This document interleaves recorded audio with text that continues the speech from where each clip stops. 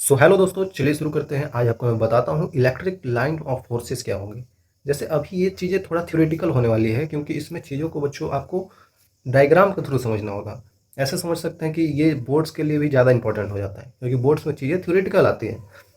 तो थ्योरेटिकल आती है तो ये भी चैप्टर वैसे ही थ्योरेटिकल है बच्चों। तो आपको समझना पड़ेगा इसमें कुछ चीज़ें, और लिखना भी पड़ेगा इसमें, है ना। इसमें न्यूमेरिकल्स उतना आता नहीं है, वो बस ग्राफ के थ्रू कुछ कुछ दे देते हैं।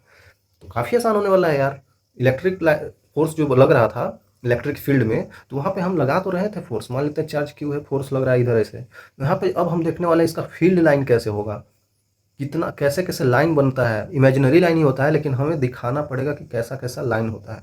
ठीक है, हम बता रहे थे ना पीछे कि इसका इलेक्ट्रिक फील्ड यहाँ तक है, तो यहाँ तक फील्ड है, लेकिन फील्ड लाइन कैसा है वो अब देखने वाले हैं। ठीक है, फील्ड लाइन क्या होता है बच्चों, देखिए। इलेक्ट्रिक लाइन ऑफ फोर्सेज को ही फील्ड लाइन भी बोल दिया जाता है। ये तो कुछ ज़्यादा ही। और फील्ड लाइन से बोल दिया जाता है।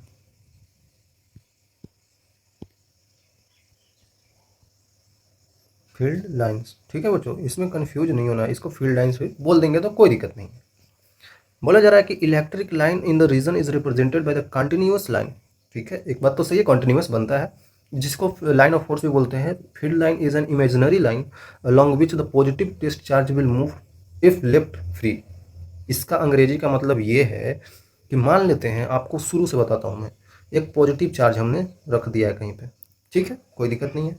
तो अब इससे निकलने वाला फील्ड लाइंस ऐसे होगा, या ऐसे होगा, या ऐसे ऐसे होगा, या ऐसे होगा। मतलब कैसा होगा यार, हमें तो पता ही नहीं है।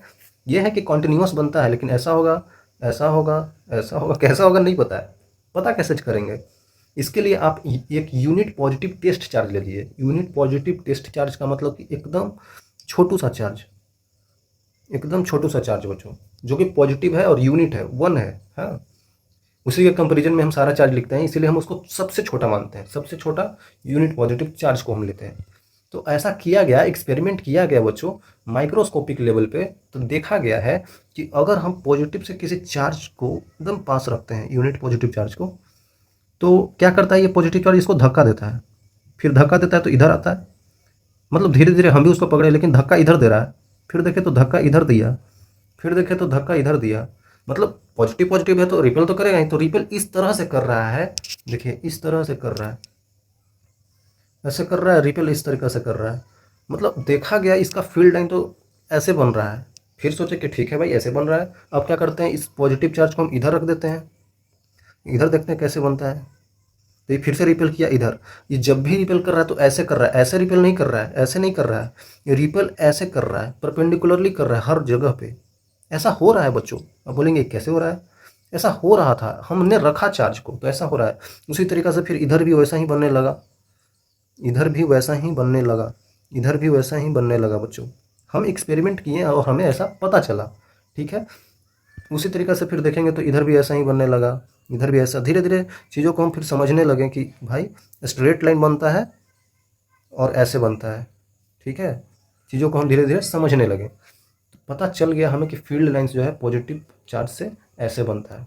कैसे पता चला, यूनिट पॉजिटिव चार्ज को रख रख कर हमने देखा। ठीक है, तो ये तरीका होता है बच्चों, इस तरीक़ा से हमें पता चलता है। आई थिंक क्लियर होगा आपको। ठीक है, और बाहर की तरफ भाग रहा था, क्योंकि दोनों पॉजिटिव लेते हैं तो बाहर की तरफ भाग रहा था। सिमिलर केस आप निगेटिव के थ्रू भी देख सकते हैं। कैसे, मान लेते हैं कि आपके पास अब एक निगेटिव चार्ज आ जाता है। यहीं पे बना दे क्या बच्चों, यहीं पे बना देते हैं, उधर क्यों जाना है।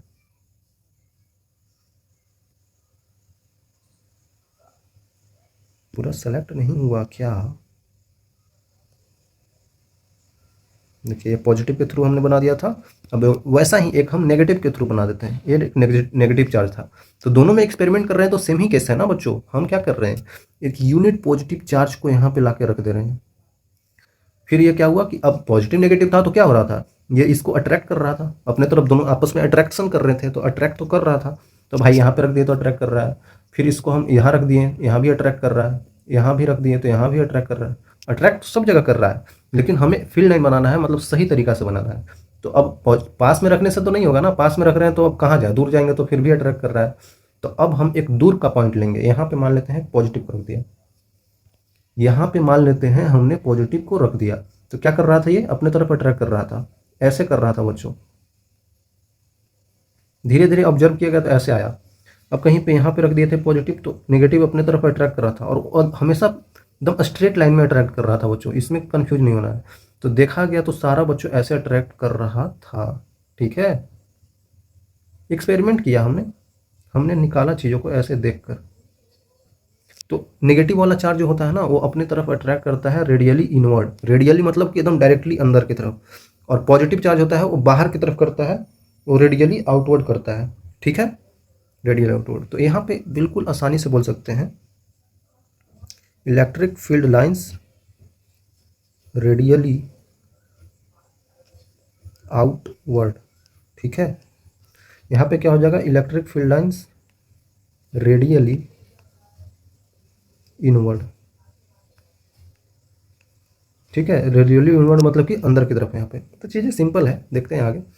अब वैसे ले लिया तो एक और केस ले लेते हैं आपके लिए बच्चों समझाने के लिए। सेम चार्ज, सेम चार्ज ले लेते हैं, मतलब कि पॉजिटिव है तो ये भी पॉजिटिव है। क्या होगा अब पॉजिटिव पॉजिटिव दोनों बड़ा बड़ा चार्ज है ना, तो क्या होगा, ये इसको इसके तरफ धक्का देगा, ये इसको इधर की तरफ धक्का देगा, इसको इधर की तरफ धक्का देगा, इसको इधर की तरफ धक्का देगा। हमने देखा अभी कैसे बनता है, पॉजिटिव से ऐसे ही तो बनता है फील्ड लाइंस। ठीक है, तो अब धीरे से इसको भी देख लेते हैं। क्या हुआ कि दोनों पॉजिटिव है, तो ये इसका फील्ड लाइन एक ऐसे भी जा रहा होगा ना, ऐसे ऐसे ऐसे, इसका ऐसे ऐसे ऐसे, लेकिन इसका मैग्नीट्यूड और इसका मैग्नीट्यूड सेम है। तो क्या करेगा कि इसमें जब ऐसे निकल रहा था तो इधर से धक्का दे देगा, तो धक्का दे देगा तो ये कुछ ऐसा हो जाएगा। उसी तरीक़ा से ये भी ऐसे निकलेगा, ये कुछ धक्का दे देगा तो ये कुछ ऐसे हो जाएगा, ये कुछ ऐसे हो जाएगा, ये कुछ ऐसे हो जाएगा। क्यों हो रहा है आपको पता चल रहा है ना बच्चों, क्योंकि वो धक्का दे रहा है, वो भी पॉजिटिव है, ये भी पॉजिटिव है, तो दोनों आपस में क्या करेंगे, धक्का देंगे। आई थिंक क्लियर होगा आपको बच्चों। तो ये सब फील्ड लाइंस ऐसे बनेंगे इसमें। ठीक है, काफ़ी आसान है बच्चों समझना। इसका डायरेक्शन कैसे होगा, सब बाहर की तरफ। आपको क्या लगता है इन इन दोनों आपस में कभी टच करेंगे फील्ड लाइंस, कभी नहीं टच करेंगे, क्योंकि दोनों पॉजिटिव है, दोनों भाई गुस्सा वाला आदमी है दोनों एकदम लड़ने वाला आदमी है, तुरंत कुछ होगा तुरंत लड़ जाएगा ऐसा है, ये दोनों एकदम सेम माइंड का पीपल है, दोनों एकदम गुस्से वाले, कुछ हुआ भाई मार देना है तो दोनों में कभी मतलब शांति का समझौता नहीं होगा, ये दोनों हमेशा एक दूसरे को रिपेल ही करते रहेंगे, है ना। दोनों दुश्मन है भाई, दोनों में बराबर का पावर है, तो दोनों लड़ाई करेंगे तो दोनों आपस में कभी भी मिल नहीं सकते हैं।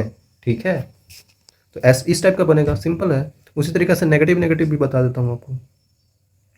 एक नेगेटिव चार्ज, एक नेगेटिव चार्ज, दोनों अच्छे से नेगेटिव चार्ज है, दोनों का मैग्नीट्यूड भी सेम है, मैं बार बार बता रहा हूँ बच्चों। सॉरी, नेगेटिव नेगेटिव क्यों, सेम चार्ज तो ले लिया, अब हमने अपोजिट चार्ज लेना है, मतलब कि एक प्लस का एक माइनस का। ठीक है, एक प्लस का एक माइनस का, यहाँ पे लिख देता हूँ सेम चार्ज, भले अपोजिट चार्ज।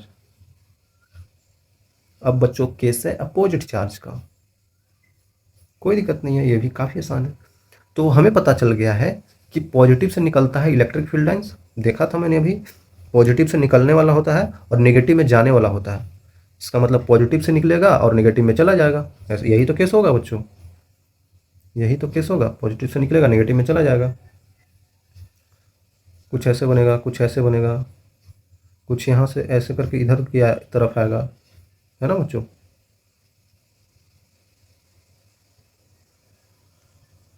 ऐसी टाइप का तो बनेगा, कुछ ऐसे निकलेगा, कुछ इधर की तरफ आएगा, मतलब निकल निकल कर निगेटिव में चला जाएगा, निगेटिव में समा जाएगा, क्योंकि निगेटिव का काम है अपने तरफ अट्रैक्ट करना, और पॉजिटिव के काम है बाहर की तरफ छोड़ना। तो बाहर की तरफ ये छोड़ ऐसे रहा होगा, ऐसे की तरफ, लेकिन ये नेगेटिव अपने तरफ अट्रैक्ट करके इसको ऐसे मोड़ दे रहा होगा, निकल इधर की तरफ रहा होगा ऐसे, लेकिन ये नेगेटिव है ना, तो ये अपनी तरफ ऐसे मोड़ दे रहा होगा, तो उसी तरीके से मोड़ दे रहा है, ये जा ऐसे रहा था, लेकिन नेगेटिव खींच रहा है, तो खींचने के कारण ऐसे हो जा रहा है, खींचने के कारण ऐसे हो जा रहा है, और कुछ नहीं है। ठीक है, तो नेगेटिव में अंदर की तरफ आ रहा है, देखिए नेगेटिव में अंदर की तरफ, पॉजिटिव में बाहर की तरफ जा रहा है, मतलब अब इधर की तरफ भी देखेंगे तो ऐसे बन जाएगा।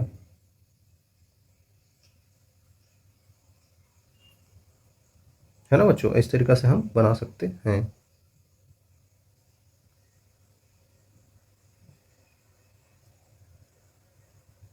ये अंदर की तरफ जा रहा होगा, ये सब बच्चों आप सीख लीजिए, ये छोटा चीज़ भले ही है लेकिन हमें आना चाहिए, है ना। इधर से निकल रहा होगा, इधर से निकल रहा होगा ऐसे करके, और ऐसे करके इधर से चला जा रहा होगा ऐसे करके। तो ऐसा करके हम अप्रॉक्सीमेटली ऐसा करके हम बना सकते हैं, ठीक है। इस तरीक़े से हम बना सकते हैं।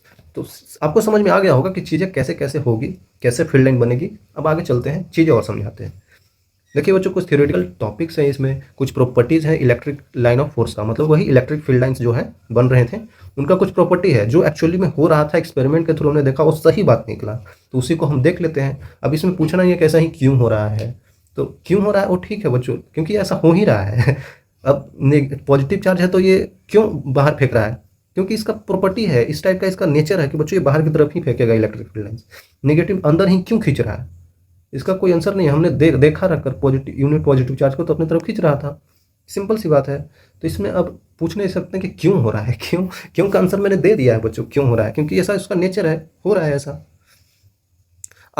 वैसे ही अगर आपसे पूछ लिया कि आप पैर पे क्यों चलते हैं, हाथ पे क्यों नहीं चलते हैं, क्योंकि हमें हमें आता है पैर पे ही चलने, हम हाथ पे नहीं चल पाएंगे। हाथ से चल पाते हैं ऐसे करके, पैर ऊपर करके हाथ नीचे करके, कोई कोई होते हैं जो चल पाते हैं, लेकिन बच्चों जनरली हम लोग क्या करते हैं, हम लोग तो वही पैर पे चलते हैं, क्योंकि हमें वही आता है, हम सब लोग उसी पे चलते हैं, ठीक है। चलिए और चीज़ें हम आपको बताते हैं। बोला जा रहा है कि इसमें पहला प्रॉपर्टी है कि electric field lines come out of the positive charge, positive charge से बाहर जाता है and go in the negative charge. अभी जस्ट बताया, पॉजिटिव चार्ज से निकलता है और नेगेटिव चार्ज में घुस जाता है ऐसे करके, है ना, ठीक है। तो tangent to the electric field line at a point gives the direction of that point, ठीक है। बोल रहा है ये कि जैसे अगर हमने जो इलेक्ट्रिक फील्ड लाइंस बना रहे थे, कहीं पे मान लेते हैं कि ऐसे जा रहा है इलेक्ट्रिक फील्ड लाइंस ऐसे करके, ठीक है। इलेक्ट्रिक फील्ड लाइंस का डायरेक्शन इस डायरेक्शन में है, तो अगर आपने कहीं पे इस पे टेंजेंट ड्रॉ कर दिया, टेंजेंट मतलब कि उससे छू कर जा रहा हो, ठीक है, तो छू कर जा रहा है तो ये आपको बता देगा कि इसका डायरेक्शन किधर की तरफ है ना। हमें अगर ये चीज़ नहीं पता है कि ये डायरेक्शन किधर की तरफ है, ये वाला ये डायरेक्शन नहीं पता है, तो आप इस पे टेंजेंट ड्रॉ करके बता सकते हैं किधर। देखिए टेंजेंट किधर की तरफ जा रहा है वो, जो इधर की तरफ, मतलब टेंजेंट का जो स्लोप है वो बता रहा है कि उधर जा रहा है, तो हम यहाँ पे बिल्कुल बता देंगे कि अब इसका इलेक्ट्रिक फील्ड लाइन का डायरेक्शन इधर ही होगा, क्योंकि हमने जब टेंजेंट ड्रॉ किया तो वो किधर जा रहा था, वो इस डायरेक्शन में बता रहा है कि इस डायरेक्शन में फील्ड लाइन भी जा रहा होगा। तो इस तरीके से हम लोग बता सकते हैं, कोई दिक्कत नहीं है। तीसरा पॉइंट है field lines never cross each other, बिल्कुल सही बात है। अभी तक जो हमने बना रहे थे कहीं पे फील्ड लाइंस को ऐसे जाकर इधर इधर करके इधर कर दिया था, देखिए नेवर क्रॉस ईच अदर मतलब एक दूसरे को कभी भी काटेंगे नहीं बच्चों, है ना, जैसा उसका प्रॉपर्टी है, वो एक है तो एक उसमें जाता है। देखिए अगर मैंने पॉजिटिव बना दिया और एक हमने नेगेटिव बना दिया, तो इससे निकलने वाला फील्ड लाइन जो इधर की तरफ जाता है,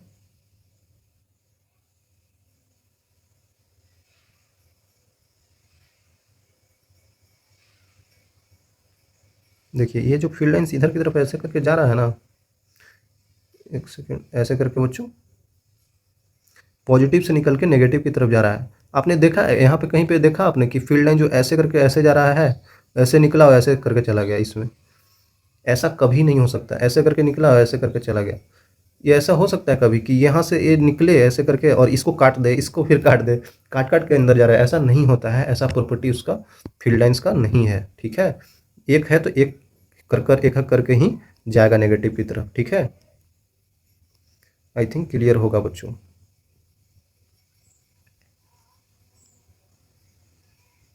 इधर से निकलने वाला और इधर से अंदर जाने वाला, ठीक है। काफ़ी आसान है यार, ऐसे समझ सकते हैं। बोल रहा है कि field lines are always normal to the conducting surface, एक ये भी प्रॉपर्टी है। कंडक्टिंग सरफेस मतलब कि कंडक्टर का सरफेस, यही तो होता है। तो कंडक्टर एक बना देते हैं, मान लेते हैं कि एक हमारे पास ये कंडक्टर है, तो कंडक्टर का कंडक्टिंग सरफेस जो है, मतलब बड़ा सा होलो स्फीयर मान लीजिए बच्चों, इस पर जो चार्ज होगा, इस पर जो चार्ज होगा इस सारा सरफेस पे होता है ना, देख रहे हैं, ऑलवेज बोल रहा है ना, field lines are always normal to the conducting surface. अब पॉजिटिव है, पॉजिटिव से फील्ड लाइंस निकल रहे होंगे बाहर की तरफ, है ना, पॉजिटिव से फील्ड लाइंस बाहर की तरफ ऐसे करके निकल रहे होंगे, है ना बच्चों। तो ये बोला जा रहा है कि हमेशा परपेंडिकुलर होता है, देखिए सरफेस के हमेशा परपेंडिकुलर, याद रखिएगा परपेंडिकुलर है ना, क्योंकि ये रेडियली आउटवर्ड है। अगर सेंटर से जो जिस लाइन को हम लोग मिला देते हैं वो नॉर्मल होता है इसके सरफेस पे, है ना। ये चीज़ आपको पता होना चाहिए बच्चों। ऐसा लाइन जो सर्कल के सेंटर से पास करे या स्फीयर के सेंटर से पास करे तो वो प्लेन के परपेंडिकुलर ही होता है, 90 डिग्री ही बनाता है। ठीक है, देख सकते हैं। आई थिंक क्लियर होगा बच्चों आपको। चलते हैं आगे। पांचवा पॉइंट बोल रहा है field lines do not exist inside conductor. देख रहे हैं अंदर कहीं पे फील्ड लाइन नहीं बना है। यहाँ पे देख सकते हैं आप कि अंदर फील्ड लाइंस हमने थोड़ी बनाई है, तो डॉट डॉट बना दिया कोई दिक्कत नहीं है, लेकिन ऐसा नहीं होता है, अंदर नहीं होता है। क्योंकि बच्चों अंदर देखेंगे आप तो अंदर कोई भी इलेक्ट्रिक फील्ड लाइन नहीं है, कोई भी चार्ज नहीं है ना। कोई भी अंदर चार्ज नहीं होता है तो इलेक्ट्रिक फील्ड लाइन भी नहीं होता है। तो अंदर हम इस लाइन को अंदर ड्रॉ नहीं कर सकते हैं, क्योंकि इसका सारा चार्ज जो है ना सरफेस पे चला जाता है। कंडक्टर का प्रॉपर्टी है कि चार्जेस को वो फैल फैल रखता है, मतलब कि दूर दूर रखना चाहता है, तो सरफेस पे चला जाएगा। तो सरफेस पे चला गया तो अंदर कुछ बचा ही नहीं, तो अंदर इलेक्ट्रिक फील्ड होगा ही नहीं। तो field lines do not exist inside a conductor, यही बोल रहा है कि अंदर इलेक्ट्रिक फील्ड लाइंस भी नहीं बनते हैं, इलेक्ट्रिक फील्ड लाइंस नहीं बनते हैं। ठीक है, तो अगला पॉइंट बोल रहा है कि द इलेक्ट्रिक फील्ड, जो इलेक्ट्रिक फील्ड होता है नेवर फॉर्म क्लोज लूप। ठीक है, इलेक्ट्रिक फील्ड कभी भी क्लोज लूप नहीं बनाते हैं, while magnetic field forces form close loop. देखिए इसमें बोला यह जा रहा है कि जो जब भी हमने देखा अभी किसी भी पॉजिटिव चार्ज से निकलकर नेगेटिव चार्ज में जाने वाला इलेक्ट्रिक फील्ड लाइंस जो होते हैं ऐसे करके चले जाते हैं। ठीक है, ऐसे करके चले जाते हैं बच्चों।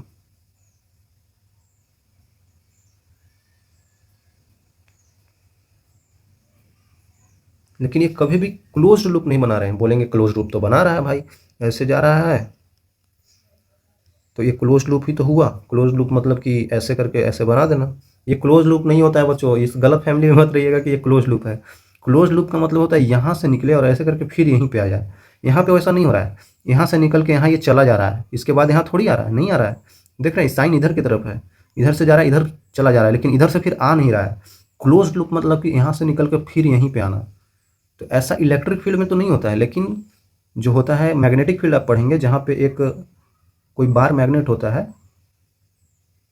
ये साउथ बना दिया या नॉर्थ बना दिया, इस साउथ से निकलता है ऐसे ऐसे नॉर्थ में चला जाता है, फिर ऐसे करके यहीं पे आता है। इधर भी देख सकते हैं ऐसे करके जाएगा, ऐसे करके फिर ऐसे करके आ जाएगा। मतलब कि ये नॉर्थ से ऐसे करके निकलता है बच्चों और फिर जाकर ये साउथ में चला जाता है। तो ये क्लोज लूप होता है, मतलब यहाँ से निकल कर फिर यहीं पे आना, ये क्लोज लूप होता है। तो ये हम लोग देखेंगे मैग्नेटिक फील्ड लाइंस में ऐसा होता है, यहाँ पे इलेक्ट्रिक फील्ड लाइंस में ऐसा नहीं होता है बच्चों। ठीक है, चलिए आगे बताता हूँ, वो भी आगे हम देखेंगे, मैग्नेटिक फील्ड पढ़ेंगे तो वहाँ पे और अच्छे से देखेंगे। Number of field lines originating and terminating, ठीक है, on charge is proportional to the magnitude of charge. ये बहुत अच्छा पॉइंट है। ये जो चार्ज है ना, चार्ज के पास जितना इलेक्ट्रिक फील्ड लाइंस जो निकल रहे हैं, जितना ज़्यादा इलेक्ट्रिक फील्ड लाइंस निकलेंगे उतना ज़्यादा इस चार्ज का मैग्नीट्यूड होगा। ठीक है, जितना ज़्यादा यहाँ पे इससे निकल रहे हैं या फिर जितना ज़्यादा इसके अंदर आ रहे हैं, अंदर जाए या बाहर जाए, अंदर आए या बाहर जाए, जितना फील्ड लाइंस बाहर जाएगा या फिर जितना फील्ड लाइंस अंदर आएगा उतना उस चार्ज का मैग्नीट्यूड होगा। अगर ज़्यादा फील्ड लाइंस यहाँ से जा रहे हैं तो इसका ज़्यादा मैग्नीट्यूड होगा, यहाँ पे कम फील्ड लाइंस आ रहे हैं तो इसका मैग्नीट्यूड कम होगा, इस चार्ज का मैग्नीट्यूड कम होगा। ऐसे देखा जाता है। ठीक है, तो यहाँ पे देखने से क्या लग रहा है, यहाँ पे देख रहे हैं फील्ड लाइंस बहुत ज़्यादा दिख रहा है बच्चों, तो magnitude of charge on A वो ज़्यादा होगा, क्यू ए ज़्यादा होगा magnitude of charge on B से। ठीक है, क्योंकि फील्ड लाइंस ज़्यादा है। देख रहे हैं यहाँ पे कितना ज़्यादा फील्ड लाइंस निकल रहा है, 1 2 3 4 5 6 7 8 9 10 11 12 13 14, देख रहे हैं इसमें 14 फील्ड लाइंस हमें दिख रहा है। और यहाँ पे देखेंगे तो 1 2 3 4 5 6, यहाँ पे 6 ही फील्ड लाइंस है, तो ऑब्वियसली 14 ज़्यादा है ना बच्चों 6 से, तो चार्ज इसका ज़्यादा होगा क्यूबी से। ठीक है, यहाँ पे चाहे तो आप पॉइंट लिख सकते हैं, magnitude of charge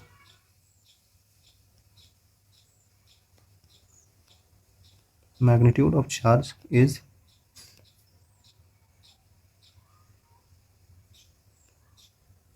can be said by how many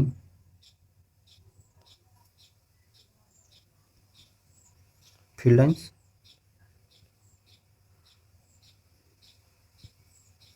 coming और गोइंग फ्रॉम चार्ज, वही बात है बच्चों। ठीक है, यहाँ पे बोल सकते हैं number of field lines is directly proportional to magnitude of charge. ठीक है, देख सकते हैं, ये डायरेक्ट मैं ये लिखना चाह रहा था, जितना नंबर ऑफ फील्ड लाइंस होगा उतना उसका मैग्नीट्यूड ऑफ चार्ज होगा। तो मैग्नीट्यूड ऑफ चार्ज इसका ज़्यादा है और इसका कम है ना बच्चों, ऐसे समझ सकते हैं। इस तरीका से हम लोग कर सकते हैं, यही होता है इसका प्रॉपर्टी। आगे देखते हैं 8 number point, number of lines of forces per unit area normal to the area at a point represents the magnitude of intensity. ये बोल रहा है कि number of line of forces जो किसी एरिया के थ्रू पास हो रहे हैं परपेंडिकुलरली, वो उसका इंटेंसिटी बताता है, उस चार्ज का इंटेंसिटी बताता है, मैग्नीट्यूड ऑफ इंटेंसिटी। अभी बता रहा हूँ लिख कर बच्चों। और इसी को कॉन्सेप्ट ऑफ इलेक्ट्रिक फ्लक्स भी बोला जाता है। आप पढ़ेंगे, अभी नहीं लेकिन आगे टॉपिक आएगा, जो इलेक्ट्रिक फ्लक्स जिसको हम फाई बोलते हैं वो ई डॉट डी ए हो जाता है, मतलब ई ए हो जाता है। ठीक है, क्योंकि परपेंडिकुलरली है तो आप समझ सकते हैं, ई ए हो जाता है। ये मैं अभी बताने वाला हूँ। देखिए यहाँ पे, if the line of forces are equidistance and parallel, okay, straight line, the field is uniform. अगर फील्ड यूनिफॉर्म है और जो पैरेलल स्ट्रेट लाइन जा रहे हैं, इलेक्ट्रिक फील्ड स्ट्रेट लाइन जा रहे हैं, इलेक्ट्रिक फील्ड लाइन जा रहे हैं यूनिफॉर्म में, तो वहाँ पे line of forces equi distance होते हैं। If the line of forces are not equi distance और straight line both, the field will be in non uniform. देखिए क्या बोल रहा है, also the density of field lines proportional to the strength of electric field. देखिए ये बोल रहा है कि जब फील्ड लाइन्स एकदम सीधी सीधी रेखा में जाते हैं, देख रहे हैं ये फील्ड लाइन्स ऐसे जा रहा है, ये थोड़ा टेढ़ा बन गया, तो फील्ड लाइंस का यहाँ पे डायरेक्शन देखेंगे तो सेम है। ठीक है, और सब इक्वी डिस्टेंस है एक दूसरे से, मतलब यहाँ पे यूनिफॉर्म इलेक्ट्रिक फील्ड लाइंस बन रहे हैं बच्चों, है ना, यूनिफॉर्म इलेक्ट्रिक फील्ड लाइंस बोल सकते हैं। ठीक है, और इसी तरीके से एक non uniform electric field lines हम बना लेते हैं, जैसे कि ऐसे जा रहा है, ऐसे जा रहा है, ऐसे जा रहा है, इसको बोलते हैं non uniform electric field lines. ठीक है, ये हो गया non uniform electric field lines.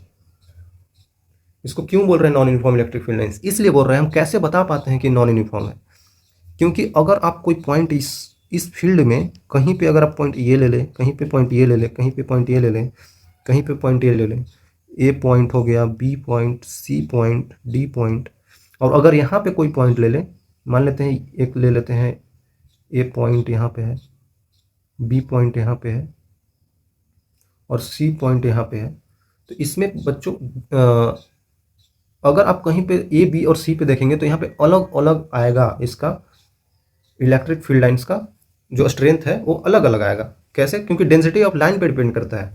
अगर यहाँ पे देखें ए बी सी और डी पॉइंट्स हैं, इनका इलेक्ट्रिक फील्ड सेम होगा, क्योंकि ये यूनिफॉर्म इलेक्ट्रिक फील्ड लाइंस बना रहे हैं। क्यों बना रहे हैं? क्योंकि इन लाइंस के बीच में हमेशा डिस्टेंस बराबर है और सारे एक दूसरे के पैरेलल हैं, तो यूनिफॉर्म बोल सकते हैं। यूनिफॉर्म इसलिए बोला जाता है क्योंकि हर एक पॉइंट पे इनका फील्ड लाइन सेम होगा, इसीलिए बोला जाता है। तो मतलब electric field lines at point A, electric field at point B और सी और डी सब पे बराबर होगा, सब पे इलेक्ट्रिक फील्ड बराबर होगा। ठीक है, उसी तरीके से यहाँ पे देखें तो यहाँ पे बराबर नहीं है, क्योंकि इनके फील्ड लाइन्स के बीच का डिस्टेंस हमेशा बदल रहा है बच्चों, है ना, और इक्वी डिस्टेंस वो नहीं है, तो इसीलिए यहाँ पे अलग अलग बोल सकते हैं। Electric field at point B, A does not equal to B does not equal to C, सब पे बराबर नहीं होगा। ऐसे भी समझ सकते हैं कि यहाँ पे देखें तो यहाँ पे अगर मैं एक ऐसा ड्रॉ करूँ, क्या बोलते हैं, एक ऐसा करके हम ड्रॉ कर सकते हैं एरिया टाइप का, वैसे आपको ज़्यादा अच्छे से समझ में आएगा। देखिए एक मैंने एरिया टाइप का ड्रॉ किया और यहाँ पे भी एक मैंने सेम एरिया टाइप का ड्रॉ किया। दोनों का जो होना चाहिए ना, दोनों का एरिया सेम होना चाहिए। ये जैसा है वैसा ही ये भी है। तो देखेंगे यहाँ पे तो फील्ड लाइंस कितने पास हो रहे हैं, 1 2 3 4 5, यही एरिया से यहाँ पे 5 फील्ड लाइंस पास हो रहे हैं, और यही एरिया यहाँ पे बना दिए तो यहाँ पे बस 3 फील्ड लाइंस पास हो रहे हैं। मतलब कि यहाँ पे इलेक्ट्रिक फील्ड स्ट्रेंथ ज़्यादा है और यहाँ पे इलेक्ट्रिक फील्ड स्ट्रेंथ कम है, क्योंकि यहाँ से फील्ड लाइंस पास आउट कम हो रहे हैं। जहाँ जितना electric field lines pass out होंगे वहाँ पे उसका मैग्नीट्यूड ज़्यादा होगा। तो यहाँ पे जो स्ट्रेंथ है इलेक्ट्रिक फील्ड लाइंस का वो ज़्यादा है इससे, तो इसका मतलब ये नॉन यूनिफॉर्म है। उसी तरीक़ा से यहाँ पे अगर आपको मैं बता दूँ, कहीं पे देख लीजिए, मान लीजिए कि बड़ा सा एक बना देते हैं हम ऐसे करके, यहाँ पे जो बनाया वही यहाँ पे बनाया, सेम ही एरिया का बनाना है, तो ये जितना बड़ा होगा ये भी उतना ही बड़ा होगा। तो देखेंगे तो दोनों में बच्चों जितना फील्ड लाइंस यहाँ पे पास हो रहा है उतना ही यहाँ पे हो रहा है, 1 2 3 4 5 6, तो दोनों में सेम फील्ड लाइंस पास हो रहे हैं, मतलब कि यूनिफॉर्म है। जितना स्ट्रेंथ यहाँ पे होगा ए पे, उतना ही स्ट्रेंथ डी पे, उतना ही स्ट्रेंथ सी पे, उतना ही स्ट्रेंथ बी पे भी होगा, क्योंकि एरिया ड्रॉ करके आप समझ सकते हैं, जितना यहाँ पे उतना वहाँ पे, ऐसे आप समझ सकते हैं। तो ये तो 9 पॉइंट हो गया आपके लिए बच्चों। और 8 पॉइंट मैंने बोला था कि जो field lines, number of field lines per unit area होता है, जो कि normal to the area at a point represent the magnitude of intensity. यही बोल रहा था मैं कि जो जितना फील्ड लाइंस परपेंडिकुलरली पास हो रहे हैं, ये जो है ना, ऐसे जो सरफेस हमने बनाया है इससे जो परपेंडिकुलरली पास हो रहे हैं ऐसे करके, वो सारे जो है ना वही उसका मैग्नीट्यूड ऑफ इंटेंसिटी बताता है। मतलब magnitude of intensity of electric field lines यहाँ पे जो जितना है उतना ही इंटेंसिटी यहाँ पे भी है, ठीक है। तो ये इक्वल है। तो ये बस ऐसा डिफिनेशन मैंने आपको समझाया, लेकिन ये पूरा कॉन्सेप्ट जो फ्लक्स का होता है आगे देखेंगे, अभी नहीं आगे देखेंगे, ठीक है। आई थिंक क्लियर होगा बच्चों। तो चलिए आगे बताता हूँ। तो चीज़ें बस थोड़ी सी समझनी होती है, बाकी ठीक है। एक टॉपिक आ जाता है आगे चलने के बाद कि इलेक्ट्रोस्टैटिक शील्डिंग क्या होता है। ये भी थ्योरेटिकल टॉपिक है, आसान सा है। बोला जाता है कि इलेक्ट्रोस्टैटिक शील्डिंग या फिर स्क्रीनिंग क्या होता है, एक फिनोमिना है to protect a certain region of space from external electric field. मतलब कि अगर इलेक्ट्रिक फील्ड बाहरी से कोई आ रहा है और हम किसी चीज़ को प्रोटेक्ट करना चाहते हैं तो हम इलेक्ट्रोस्टैटिक शील्डिंग का यूज कर सकते हैं। बात यह है कि मान लेते हैं कि आपको बचाना है किसी चीज़ को, तो आप उसके लिए कुछ प्रोटेक्शन रखेंगे ना बच्चों, कुछ उसके लिए घर बना देंगे ताकि वो अंदर का चीज़ सेफ रहे। तो यही यहाँ पे करना है, घर बनाना है, उनको बचाना। दुश्मन कौन सा है? इलेक्ट्रिक फील्ड लाइंस है, इलेक्ट्रिक फील्ड है ना, जो इलेक्ट्रिक चार्ज है, जो बच्चों बाहर से आने वाला जो करंट समझ सकते हैं आप, है ना, जैसे बाहर से बहुत ज़्यादा हाई वोल्टेज चला गया, वो अंदर कोई आदमी है, अगर हमने उसको लिए घर अच्छा से नहीं बना रखा है तो उसको डायरेक्ट उसको करंट लग जाएगा, वो मर जाएगा बच्चों। ऊपर से जो थंडर स्टॉर्म होते हैं, बिजली कड़कती है, अगर आदमी पे गिर जाए तो वो मर जाते हैं। लेकिन हम एक ऐसा घर डिजाइन कर दें जो उसको खींच के फेंक दे, मतलब उसको ज़मीन में भेज दे और हमको बचा ले। तो समझ रहे हैं ना, प्रोटेक्ट करने के लिए हम क्या क्या कर सकते हैं। तो यही वहाँ पे करना है, प्रोटेक्ट करना है। हम तो एग्जाम्पल दे दिए, लेकिन रियली में देखिए कैसे होता है। Electrostatic shielding can be achieved by protecting enclosing sensitive instrument inside a hollow conductor, because inside hollow conductor electric field is zero. इसी का तो फायदा उठाना है। हमको पता चल गया है कि अगर हमने बड़ा सा अगर होलो कंडक्टर रख दिया, होलो मतलब अंदर से खोखला कंडक्टर, बड़ा सा रहेगा लेकिन अंदर खोखला रहेगा, तो अंदर तो पता चल गया इलेक्ट्रिक फील्ड जीरो होती है। तो उसी का फायदा उठाकर हम चीज़ें लिख सकते हैं। बात यह है कि अगर इलेक्ट्रोस्टैटिक शील्डिंग हो रहा है, एक और एग्जांपल समझिए ना कि एक बड़ा सा पावर जनरेटर है, कहीं कहीं पे इलेक्ट्रिसिटी कट जाता है तो पावर जनरेटर का यूज किया जाता है। कोई बड़ा बड़ा मॉल होगा तो वहाँ पे देखेंगे कि लाइट चला जाता है तो जो बड़ा सा जनरेटर होता है ना उसका यूज करते हैं। और वो जनरेटर हमेशा कैसे रखा रहता है, एक बड़ा सा पिंजड़ा टाइप होता है। आपको पता है वो क्यों पिंजड़ा में ही रखा गया है? खाली भी रख सकते थे, रूम में रख देते, लेकिन वो पिंजड़ा टाइप इसीलिए बनाया जाता है क्योंकि जो बहुत हाई वोल्टेज का उसमें जनरेटर लगा होता है ना, वो बाहरी के इलेक्ट्रिक फील्ड जो आएंगे, इलेक्ट्रिक फील्ड बनेगा, उससे वो बच सके। क्योंकि बाहरी का जो इलेक्ट्रिक फील्ड आएगा तो उसका जो जितना कंपोनेंट था, जितना जनरेटर था, खराब कर सकता है ना। क्योंकि बाहरी का इलेक्ट्रिक फील्ड लाइन आएगा तो उसका पता नहीं उसका कितना इंटेंसिटी, कितना मैग्नीट्यूड है उसका, तो उस पर गलत इफेक्ट डाल सकता है। लेकिन हम बचाने के लिए बाहर से एक केज टाइप का बनाते हैं, केज टाइप का, है ना, वो केज उसको प्रोटेक्ट करता है बच्चों, है ना। अभी मैं बताने वाला हूँ, थोड़ा सा चीज़ें देख लीजिए। और मान लेते हैं कि बच्चों हम एक ऐसा इस टाइप का क्या बना रहे हैं, कंडक्टर, होलो कंडक्टर, होलो ये होलो है, ठीक है। होलो कंडक्टर में अंदर क्या होता है? खाली होता है, मतलब कि अंदर का इलेक्ट्रिक फील्ड जीरो है, अंदर कोई चार्ज नहीं है ना बच्चों, अंदर कोई चार्ज नहीं होता है, तो सारा चार्ज इधर होता है। और वही बात है कि बाहरी से मान लेते हैं कि इलेक्ट्रिक फील्ड लाइन से ऐसे पेनिट्रेट कर रहे हैं। ये है क्या? ये कंडक्टर है ना, तो कंडक्टर पे तो पहले सब चार्ज प्लस माइनस सब ऐसे फैले होते हैं, है ना। सारा चार्ज प्लस माइनस एक दूसरे के ऊपर फैले रहते हैं। आई थिंक ये चीज़ आपको पता होगा सारा, क्योंकि कंडक्टर है तो सारा यूनिफॉर्मली, मतलब न्यूट्रल बॉडी है, ऐसा समझ सकते हैं। अब क्या होता है कि बाहरी से कोई इलेक्ट्रिक फील्ड लाइन्स इस पे आने की कोशिश करता है। जब इलेक्ट्रिक फील्ड लाइन्स बाहर से इस पे आने की कोशिश करेगा तो ये इसमें जा सकता है बिल्कुल, लेकिन अंदर तो इलेक्ट्रिक फील्ड जीरो, अंदर चार्ज ही नहीं है, तो यहाँ पे जाएगा, मतलब बाहर से आ रहा है तो आखिरकार इलेक्ट्रिक फील्ड आ कहाँ से रहा होगा, कोई पॉजिटिव चार्ज से, कोई पॉजिटिव चार्ज से ही तो आ रहा होगा। इलेक्ट्रिक फील्ड लाइन्स जो आ रहा होगा बाहर से, कोई पॉजिटिव चार्ज होगा, वहीं से ये आ रहा होगा और यहाँ पे जा रहा होगा, और बाहर कहीं पे जब कंडक्टर में आ रहा है तो बाहर निकलना ही होगा। तो मान लेते हैं बाहर इधर से निकल रहा है, क्या लग रहा है आपको बच्चों, पॉजिटिव चार्ज से आ रहा है तो यहाँ पे कुछ नेगेटिव आने की कोशिश तो करेगा, यहाँ पे नेगेटिव लाने की कोशिश तो करेगा, तो सारा नेगेटिव थोड़ा थोड़ा चल चल के इधर आ जाएंगे, नेगेटिव चल चल के इधर आ जाएंगे, है ना। और यहाँ से जब निकलेगा तो यहाँ पे पॉजिटिव चार्ज को इकट्ठा कर लेगा। इस टाइप का मैं इसलिए बता रहा हूँ क्योंकि ये आगे आपको अच्छे से यूज करना होगा, तो आपको पता होना चाहिए, ठीक है। क्यों हो रहा है आई थिंक आपको क्लियर होगा। तो एक्चुअली में इसी टाइप का चीज़ हम बनाने वाले हैं, मतलब इसी टाइप का बताने वाले हैं कि होलो कंडक्टर होगा, बाहरी से अगर इलेक्ट्रिक फील्ड आता है तो हमको अंदर वाले चीज़ को इफेक्ट नहीं होने देना है, तो यहाँ पे आके ये अंदर पेनिट्रेट नहीं कर पाए तो ये बाहर से निकल जाए। ये कैसे हो रहा है मैं अभी आपको आगे बता रहा हूँ, लेकिन होता ऐसे ही है, ठीक है। अगर इधर से आ रहा है तो इधर से इसको निकलना पड़ेगा, है ना, चीज़ें ऐसा कुछ है। चलिए आगे मैं बताता हूँ आपको। जैसे यहाँ पे बोला जाए it is for a reason, for this reason it is safer to sit in a car और bus during the lightning rather than stand under the tree और a plane ground, open ground, है ना। क्योंकि जब बारिश होने लगता है बहुत तेज़ तो हम लोग क्या करते हैं, हम भागने लगते हैं, हम पेड़ के नीचे नहीं रुकते हैं। सब लोग पेड़ के नीचे नहीं रुकते हैं क्योंकि उन्हें पता है कि अगर पेड़ के नीचे रुकें तो भाई वहाँ पे कोई सेफ जगह नहीं है, वहाँ पे अगर गिर जाएगा बिजली तो आपका जान जा सकता है। तो हम क्या करते हैं, हम सोचते हैं कि कार या बस के अंदर छिप जाए, वो फिर से उसी टाइप का होलो कंडक्टर टाइप का वो बिहेव करेगा, ठीक है। अभी बताया ना बच्चों आपको मैंने, होलो कंडक्टर टाइप का बिहेव करता है तो अंदर इलेक्ट्रिक फील्ड जीरो होता है। अगर अंदर इलेक्ट्रिक फील्ड जीरो हो गया तो अंदर तो वो बिजली गिरेगा तो वो बाहर से ऐसे करके ऐसे निकल जाएगा, अंदर आ ही नहीं पाएगा, तो वो सेफ हुआ ना, इसलिए तो वो सेफ हुआ। तो इसलिए हम इलेक्ट्रोस्टैटिक शील्डिंग करेंगे, शील्डिंग मतलब प्रोटेक्ट करेंगे। तो प्रोटेक्ट के लिए हम कार के अंदर या बस के अंदर छिप सकते हैं, क्योंकि उस कंडक्टर है ना ऊपर वाला, तो सारा चार्ज कंडक्टर के ऊपर होगा, लेकिन हम तो उसके अंदर हैं, तो सारा अगर उस पर आया भी तो सारा ऐसे चला जाएगा, तो वो सेफ माना जाता है।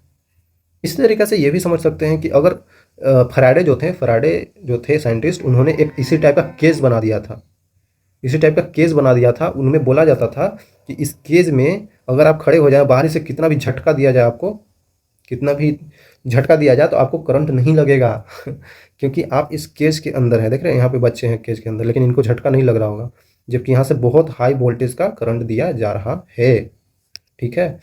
तो कैसे काम करता है चलिए मैं आपको बताता हूँ। मान लेते हैं कि एक हमने केज ही बना दिया है, बड़ा सा एक केज ही समझ सकते हैं आप, ठीक है। ये ऐसा रेक्टेंगुलर नहीं है बच्चों, ये क्यूबाइड टाइप है, बड़ा सा इस टाइप का है। मैं 2D में तो नहीं बना पाऊंगा, इस टाइप का है ना, इस टाइप का नहीं होता है, ऐसे करके बना देते हैं। तो ये बड़ा सा क्यूबाइड टाइप है, बक्सा टाइप है ना। तो ये ऊपर से देख रहे हैं हम लोग, ऊपर से देखेंगे तो ऐसे ही तो लगेगा, ठीक है।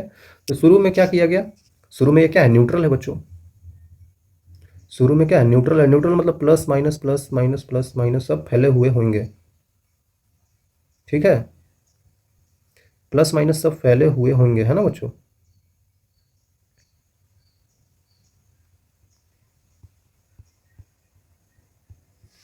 सारा कंडक्टर के ऊपर फैले हुए होंगे, जैसा कि यहाँ पे केस है तो सारा कंडक्टर के ऊपर ही तो चार्ज होता है, न्यूट्रल भी है तो ऐसा ही रहेगा चार्ज, ठीक है। अगर हमने इस पे बाहर से कोई इलेक्ट्रिक फील्ड लाइंस बता दिए, मतलब जो इस तरीका से इधर से जा रहा होगा, शुरू में तो जा ही रहा होगा ना, शुरू में हमें थोड़ी पता है कि इसको हमने प्रोटेक्ट करना है, हमें थोड़ी पता है, क्योंकि हमें तो अब पता चलेगा कि कैसे ये प्रोटेक्ट कर रहा है। शुरू में कुछ ऐसे ही तो जा रहा होगा, शुरू में थोड़ी कुछ हमें पता है, क्योंकि ये न्यूट्रल है बच्चों, हम इसको चार्ज नहीं दिए हैं, न्यूट्रल है, ऐसे ही जा रहा होगा। लेकिन अब हम अगर इसको आगे देखें, अगर इसमें और देखें तो और अंदर डीपली देखेंगे तो क्या हो रहा है आपको पता चल जाएगा। अगर हम यहाँ पे देख रहे हैं तो ये जो इलेक्ट्रिक फील्ड लाइन्स हैं इधर की तरफ अप्रोच कर रहे हैं, जो इधर की तरफ अप्रोच कर रहे हैं, तो कुछ देर बाद क्या होने लगेगा ना, ऐसा देखा गया है, एक्सपेरिमेंट किया गया तो ऐसा देखा गया कि कुछ देर बाद क्या हो रहा है ना, कि जितने भी नेगेटिव वाले चार्ज थे ना, नेगेटिव वाले ये धीरे धीरे आपस में चलने लगे, क्योंकि नेगेटिव चार्ज ही तो बच्चों होता है, तो नेगेटिव चार्ज इधर चलने लगा। अब किधर चलने लगा, इस डायरेक्शन में, फील्ड इस डायरेक्शन में जा रहा था और नेगेटिव चार्ज इस डायरेक्शन में। और हमने पीछे बता रखा है कि जो नेगेटिव चार्ज होते हैं उनका मूवमेंट होता है ना, उनका मोशन होता है इलेक्ट्रिक फील्ड के अपोजिट डायरेक्शन में होता है, और वही यहाँ पे हो रहा है, वो प्रॉपर्टी भी होता है। तो इलेक्ट्रॉन्स जो है नेगेटिव चार्ज इस डायरेक्शन में ऐसे करके मूव करने लगे हैं, ऐसा देखा गया। ये सारा नेगेटिव इधर से चल चल चल चल चल के इधर आ गया, सारा नेगेटिव यहाँ पे आ गया, तो इधर कुछ कुछ पॉजिटिव बच गया होगा, ठीक है। तो नेगेटिव इस डायरेक्शन में आ गया, तो देखते हैं आगे क्या हो रहा है। फिर से वही हम बड़ा सा कंडक्टर बना देते हैं बच्चों।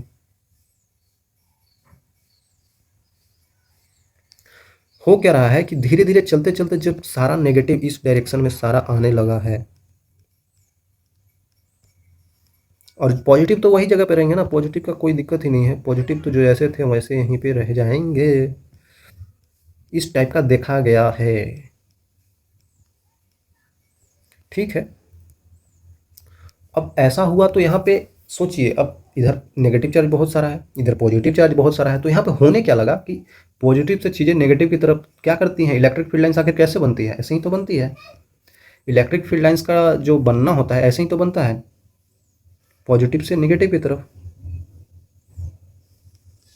अंदर। अब अंदर होने लगा चीज़, अब समझिए, अंदर पॉजिटिव चार्ज इधर बन गया और नेगेटिव चार्ज इधर बन गया, तो अब अंदर ही क्या होने लगा, अंदर ये होने लगा कि पॉजिटिव से नेगेटिव की तरफ इलेक्ट्रिक फील्ड लाइन्स खुद बनने लगा, खुद से ऑटोमेटिक होने लगा। और बाहरी से क्या आ रहा था, बाहरी से अभी आपने देखा ना बच्चों, बाहरी से क्या आ रहा था, ऐसे करके फील्ड लाइन्स बाहर से हम अप्रोच कर रहे थे अंदर की तरफ, ये अंदर की तरफ ऐसे करके जा रहे थे।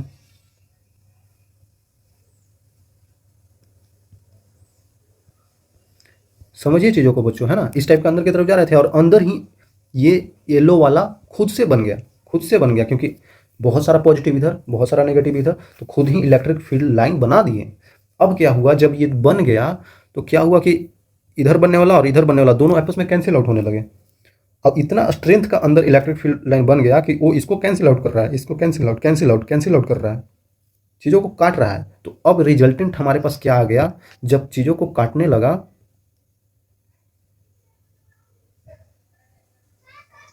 जब चीज़ों को काटने लगा ना बच्चों, ये वाला यहाँ पे होने गया ऐसे, जब चीज़ों को काटने लगा तो यहाँ पे बाहरी से आने वाला जो फील्ड लाइंस था वो तो ऐसे करके आ ही रहे थे,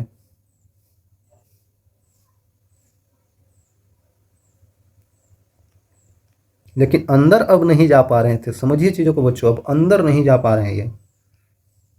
ये बहुत अच्छा पॉइंट है कि अब ये क्या हो रहे हैं कि अंदर नहीं जा पा रहे हैं, आ तो रहे हैं बाहर से और निकल भी जा रहे हैं इधर से, लेकिन अब ये अंदर कुछ छेड़छाड़ नहीं कर पा रहे हैं, क्योंकि बहुत सारा यहाँ पे नेगेटिव चार्ज एकोमोडेट हो गया है अंदर की प्रॉपर्टी की वजह से, ठीक है। तो ये अंदर कुछ आ ही नहीं रहा है, अंदर फील्ड लाइंस आ ही नहीं रहा है, अब अंदर का फील्ड लाइन सब जीरो हो गया, क्योंकि ये सब कैंसिल आउट आपस में कर दिए। तो अब आपको टोटली समझ में आ गया होगा कि अंदर फील्ड लाइंस जीरो आता है, अंदर का चार्ज नहीं होता है, ठीक है। No electric field lines. I think अब आपको पता चल गया होगा कि क्यों नहीं आ रहा है अंदर, ये केस के अंदर क्यों नहीं आ रहा है इलेक्ट्रिक फील्ड लाइंस, क्या कारण है। कारण एक्चुअली में जो मैंने भी बताया यही कारण है। तो अब ये ऐसे करके निकल जा रहे हैं तो अंदर कुछ आ ही नहीं रहा है भाई।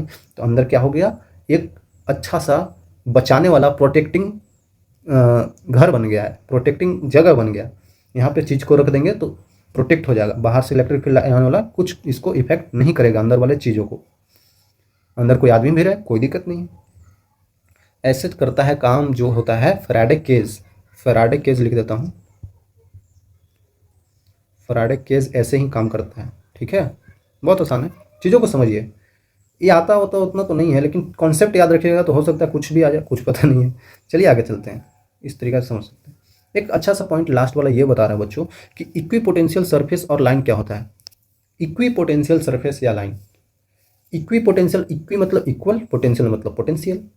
इक्विपोटेंशियल इक्वल पोटेंशियल, सरफेस मतलब कोई जगह, कोई सरफेस बना दिया तो ये सरफेस पे सब जगह पे पोटेंशियल बराबर होना चाहिए। Every point of a sphere is at same potential, then it is said to be equipotential surface. Equipotential surface तब होगा जब कोई सरफेस पे हर पॉइंट पे पोटेंशियल सेम होगा बच्चों, ठीक है। इस टाइप का समझ जाइए। ये मैंने कोई ऐसे करके सरफेस बना दिया, सरफेस पे इस पॉइंट पे, इस पॉइंट पे, इस पॉइंट पे, इस पॉइंट पे, इस पॉइंट पे, हर जगह पे पोटेंशियल क्या है ना बच्चों, बराबर आ रहा है। ठीक है, A point, B point, C point, D point, हर जगह पे पोटेंशियल बराबर होना चाहिए। Potential at C equal to potential at D, तब जाकर इक्वी पोटेंशियल बन पाएगा। ठीक है, तब जाकर ये इक्वी पोटेंशियल बन पाएगा। ठीक है बच्चों, काफ़ी आसान है, बेसिकली ये है। बट आगे देखिए क्या है, density of equi potential lines, जो लाइन्स आ रहे हैं इसमें, gives the idea about the magnitude of electric field. बिल्कुल सही है भाई, सरफेस से तो पास करेगा ही इलेक्ट्रिक फील्ड लाइन्स ना, सरफेस से तो इलेक्ट्रिक फील्ड लाइन्स पास करेंगे ही, तो जितना ज़्यादा पास करेगा उसका magnitude of electric field lines बताएगा। Higher the density larger the magnetic field strength, पीछे ही बता रखा है, जितना ज़्यादा फील्ड लाइन्स पासेज होंगे उतना इसका फील्ड स्ट्रेंथ ज़्यादा होगा। Direction of electric field lines is perpendicular to the equipotential surface of line. ये बहुत इंपॉर्टेंट पॉइंट है कि direction of electric field lines जो होती है वो इक्विपोटेंशियल सरफेस के परपेंडिकुलर होती है। ये है बच्चों प्रॉपर्टी, मतलब ये समझ सकते हैं, ये मैं आगे बताऊंगा कैसे हो रहा है। Equipotential surface produced by a point charge और अ स्फेरिकल चार्ज डिस्ट्रीब्यूशन और family of concentric spheres.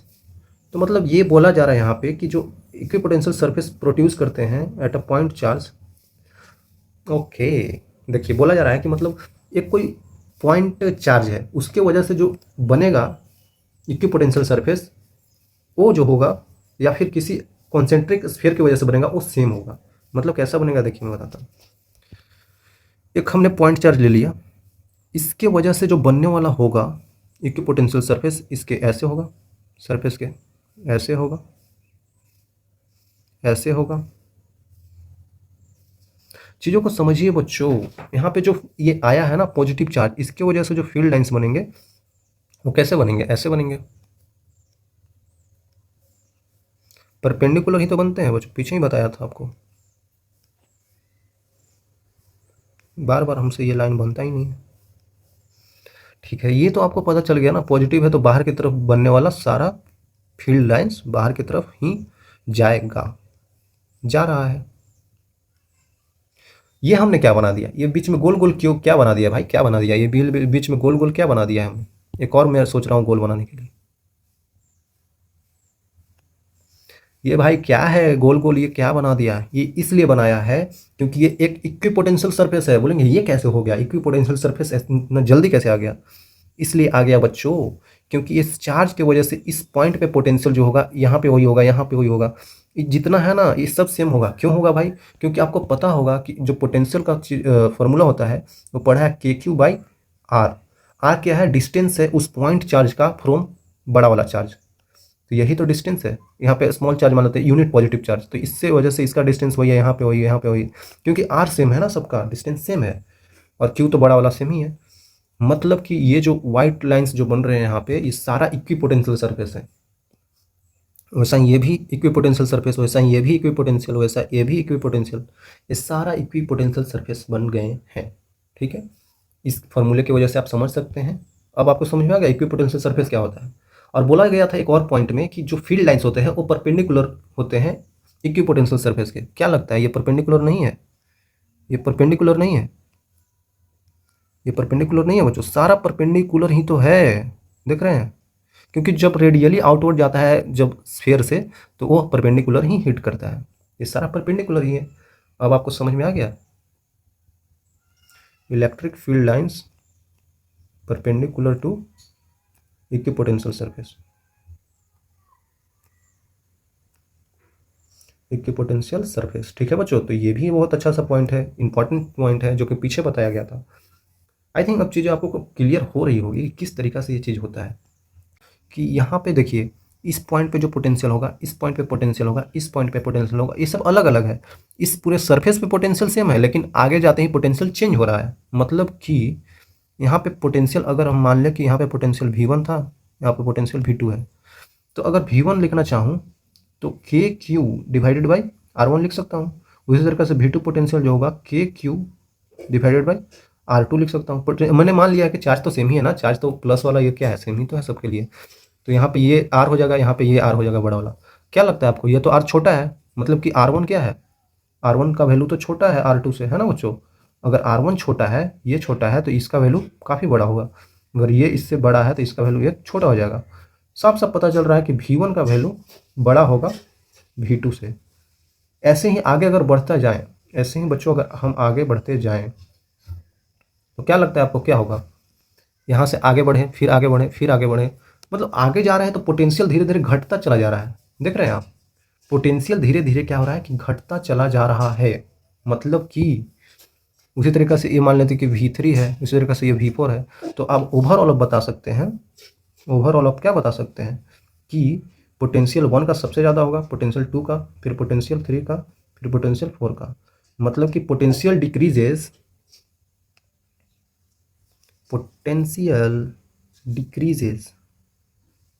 In the direction of field, in the direction of field. बच्चों जो फील्ड लाइन जा रहे हैं इस डायरेक्शन में जाते जाएंगे तो आपका जो पोटेंशियल है वो घटता चला जाएगा, है ना, वो घटता चला जाता है। ये बहुत इंपॉर्टेंट पॉइंट है, ठीक है। आगे देखते हैं। एक और चीज़ बोला जा रहा है हमारे यहाँ पास कि for a uniform electric field equipotential surface are a family of plane perpendicular to the, वही बात बोल रहा है, perpendicular to the electric field lines. अभी बोला ना बच्चों, वैसे टाइप का है। मान लेते हैं ना कि अगर आपको ऐसे दे दिया है, जो फील्ड लाइन्स जा रहे हैं ऐसे जा रहे हैं, हमें पता चल गया है कि फील्ड लाइन्स के परपेंडिकुलर ही बनता है इक्विपोटेंशियल सरफेस। तो परपेंडिकुलर अगर देखें तो ऐसा ही तो बनेगा, परपेंडिकुलर देखेंगे तो ऐसा ही तो बनेगा बच्चों,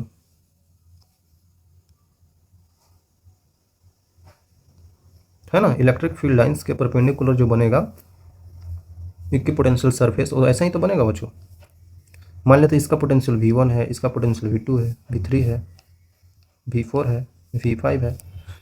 तो इस जो इक्विपोटेंशियल सरफेस बने हैं ये सारा इसके परपेंडिकुलर है, देख रहे हैं, परपेंडिकुलर परपेंडिकुलर, सारा परपेंडिकुलर ही बनता है। पीछे मैंने रीजन बताया कैसे बन रहा है, उसी तरीका से यहाँ पे भी बन रहा है। तो सिंपली बात बता सकते हैं कि इसका अगर इस इक्विपोटेंशियल सरफेस का पोटेंशियल V1 है, इस इक्विपोटेंशियल सरफेस का पोटेंशियल V2 है, तो सारा का आप बता सकते हैं कि सबसे ज़्यादा किसका होगा, सबसे ज़्यादा पोटेंशियल V1 का होगा, फिर V2 का, फिर V3 का, फिर V4 का, है ना बच्चों, फिर V4 का और फिर V5 का। मतलब कि पोटेंशियल फिर से डिक्रीज हो रहा है, किस डायरेक्शन में जाने पे, इलेक्ट्रिक फील्ड के डायरेक्शन में जाने पे। ऐसे समझ सकते हैं। बोल रहा है कि अगला point, metallic surface of any shape is an equipotential surface. बिल्कुल सही बात है, किसी भी शेप का अगर हो हमारे पास तो वो इक्विपोटेंशियल सरफेस बन सकता है। मान लेते हैं ऐसा कुछ सरफेस है, तो इस पर अगर चार्ज फैला हुआ है, मान लेते हैं पॉजिटिव चार्ज सब जगह यहाँ पे फैला हुआ है ना बच्चों। तो अगर ये मेटालिक सरफेस है तो बच्चों आपको बता दूं कि इसके ये भी एक इक्विपोटेंशियल सरफेस की तरफ बिहेव करेगा, ठीक है।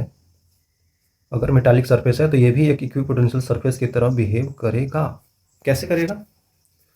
क्योंकि अंदर तो इलेक्ट्रिक फील्ड जीरो है बच्चों, अंदर तो इलेक्ट्रिक फील्ड जीरो है, अंदर कुछ नहीं, अंदर खोखला है। तो ये भी उसी तरीका का बिहेव करेगा। लेकिन यहाँ पे बच्चे सोचेंगे, बोलेंगे कि ऐसा थोड़ी होता है, यहाँ पे तो चार्ज डेंसिटी ज़्यादा होता है, कहीं पे पीक पॉइंट आ जाता है ऐसे करके, तो वहाँ पे चार्ज डेंसिटी ज़्यादा हो जाता है। मतलब कि चार्ज डेंसिटी ज़्यादा है तो KQ/R करेंगे तो यहाँ पे Q का वैल्यू बहुत ज़्यादा बढ़ जाएगा। तो मतलब यहाँ तो पोटेंशियल अलग अलग आएगा, यहाँ पे तो पोटेंशियल डिफरेंस हो जाएगा, यहाँ पे ज़्यादा यहाँ पे कम। तो ऐसा होगा बच्चों, ऐसा आप बिल्कुल सही सोच रहे हैं। लेकिन कुछ टाइम पे बाद ये पूरी सरफेस इक्विपोटेंशियल ही बन जाती है। थोड़ा थोड़ा फिर चार्ज एकोमोडेट होता जाता है। जहाँ पे चार्ज की कमी है, जहाँ पे पोटेंशियल डिफरेंस आ रहा है, मतलब जहाँ पे पोटेंशियल कम है किसी के रिस्पेक्ट में, तो वो पोटेंशियल धीरे धीरे धीरे धीरे उस सरफेस पे भी आ जाता है। बोलेंगे पॉजिटिव पॉजिटिव तो रिपेल करेगा, तो कहाँ से आएगा? नहीं भी आएगा तो भी आप समझ सकते हैं, आ तो जाता ही है। लेकिन अगर आपको ऐसा नहीं समझ में आ रहा है तो जो पोटेंशियल होता है वो KQ/R होता है। तो R ये डिस्टेंस ही तो है, दो चार्जेस के बीच का डिस्टेंस ही तो है बच्चों। एक यूनिट चार्ज रहता है, एक कोई चार्ज रहता है।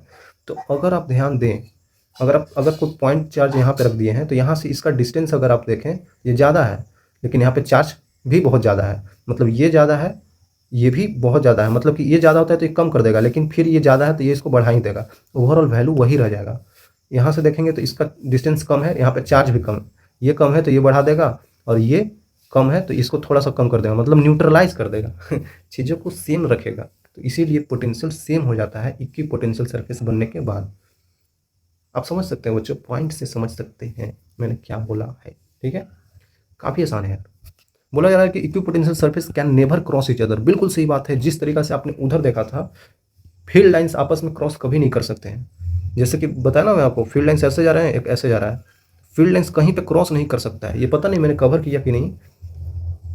इलेक्ट्रिक फील्ड लाइंस जो होते हैं वो आपस में कभी भी क्रॉस नहीं कर सकते हैं। अगर क्रॉस किया तो इस पे डायरेक्शन तो मिल जाएगा, और अगर यहाँ पे देखेंगे इसका भी डायरेक्शन मिल जाएगा। तो बच्चों एक पॉइंट पे किसी भी फील्ड लाइंस का एक ही डायरेक्शन होगा ना, दो डायरेक्शन कैसे हो सकता है? तो गलत बात हो जाएगा। तो यहाँ पे डायरेक्शन, जैसे ये इधर जा रहा है तो इसका डायरेक्शन इधर है, इसी पॉइंट पे इधर एक और जा रहा है तो इसका डायरेक्शन इधर। तो भाई एक पॉइंट पे एक ही डायरेक्शन बताओ ना, दो दो डायरेक्शन कैसे हो सकता है?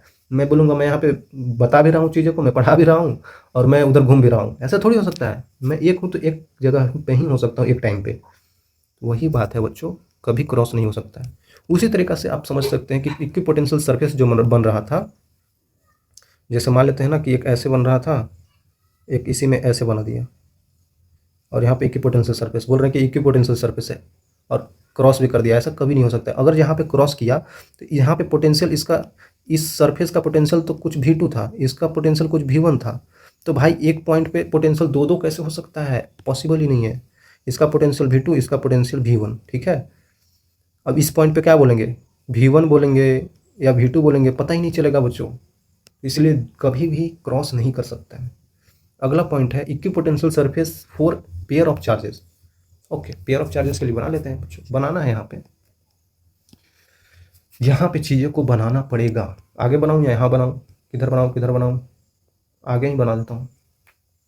पेयर ऑफ चार्जेस मतलब कि दो चार्जेस रहेंगे, एक बार सेम ले लेते हैं, एक बार अपोजिट ले लेते हैं। यहाँ पे ले लेता हूँ सेम चार्ज। सेम चार्ज मतलब कि चार्जेस सेम है, मतलब कि अगर यहाँ पे पॉजिटिव है तो यहाँ पे भी पॉजिटिव है। नेगेटिव भी ले सकते हैं, कोई दिक्कत नहीं। पहले तो फील्ड लाइंस बना लेते हैं भाई। फील्ड लाइंस क्या करेंगे भाई भाई भाई? रिपेल करेंगे। इसको रिपेल करेगा इधर, इसको इधर, इसको इधर, इसको इधर।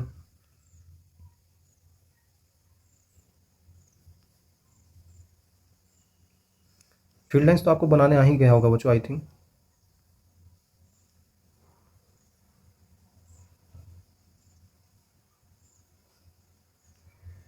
फील्ड लाइंस ऐसे बनेंगे क्योंकि पॉजिटिव पॉजिटिव है तो आपस में रिपेल ही करेंगे बच्चों, है ना।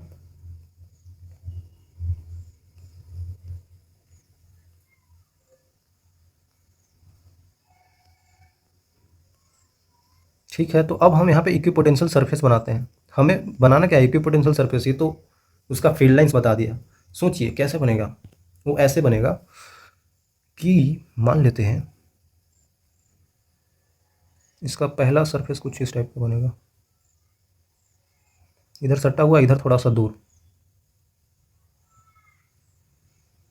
ठीक है बच्चों, ऐसा करके। एक सेकंड, उधर कहाँ से टच करा दिया हमने? अच्छा से बन नहीं पा रहा है बच्चों।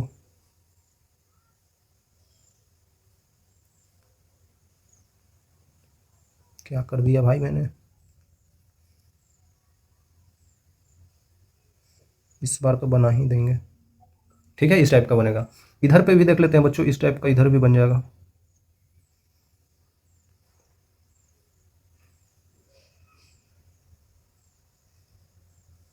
इस टाइप का फील्ड लाइंस बनेगा। ठीक है, कुछ टाइम बाद ऐसे भी बन जाएगा। ये आपस में पता है ना, इंटरसेक्ट तो नहीं करेगा, लेकिन कुछ इस टाइप का बन जाएगा। ठीक है, कुछ टाइम पे बाद ऐसे ही बनने लगेगा बच्चों।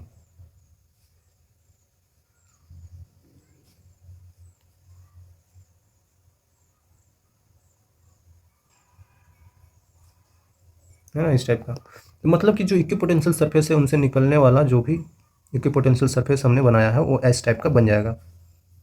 आप देख सकते हैं, आप वेरीफाई भी कर सकते हैं बच्चों। कैसे करेंगे वेरीफाई? वो इस टाइप से कर सकते हैं कि आपको पता है ना कि जो फील्ड लाइंस बनते हैं और जो इक्विपोटेंशियल सरफेस आपस में परपेंडिकुलरली ही हिट करते हैं। ये चीज़ अगर आपको पता है तो आप सब जगह पे देख सकते हैं कि परपेंडिकुलरली ही हिट कर रहा होगा। देख रहे हैं, परपेंडिकुलर ही हिट करना होगा। ये एक चीज़ आप वेरीफाई कर सकते हैं, ये सब परपेंडिकुलर ही हिट कर रहा होगा। ठीक है, अब यहाँ पे दिख नहीं रहा कि परपेंडिकुलर है, लेकिन है परपेंडिकुलर ही हिट करेगा बच्चों। ठीक है, एक ये पॉइंट हो गया। और ये जो है ना, ये देख रहे हैं, ऐसा लग रहा होगा, ऐसा आपको लग रहा होगा बच्चों कि ये जो पॉजिटिव चार्जेस हैं आपस में बाहर की तरफ फेंका जा रहे हैं, है ना। इक्विपोटेंशियल सरफेस से भी बाहर की तरफ देख रहे हैं, इधर लग रहा है कि इधर सटता जा रहा है। ये जो सर्कल टाइप का बना है, सर्कल नहीं है, इसमें चार्ज इधर है, देख रहे हैं, इधर है चार्ज, इधर है, ये भी बड़ा सा चार्ज इधर, चार्ज यहाँ पे होना चाहिए लेकिन है इधर, क्योंकि बाहर रिपेल कर रहा होगा ना, तो वो लगना चाहिए कि रिपेल कर रहा है, ठीक है, ऐसे भी समझ सकते हैं, ठीक है, आसान है। तो सेम चार्ज में ऐसा कुछ बन जाएगा। ई क्या है बच्चों, ये वाली लिख देता हूँ, इक्विपोटेंशियल सरफेस, इक्विपोटेंशियल सरफेस है ना बच्चों, इसी को बोलते हैं। और ये क्या है, ये सब फील्ड लाइन्स हैं, इलेक्ट्रिक फील्ड लाइन्स, ठीक है। अब अगर अपोजिट चार्ज ले लेता हूँ,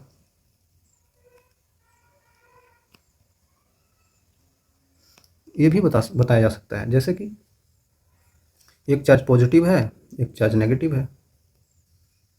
पहली बात तो हम लोग दिखा सकते हैं यहाँ पे कि जो फील्ड लाइन्स कैसे बन रहे होंगे बच्चों, पॉजिटिव है तो पॉजिटिव से नेगेटिव की तरफ फेंक जाएगा, फिर ऐसे जाएगा,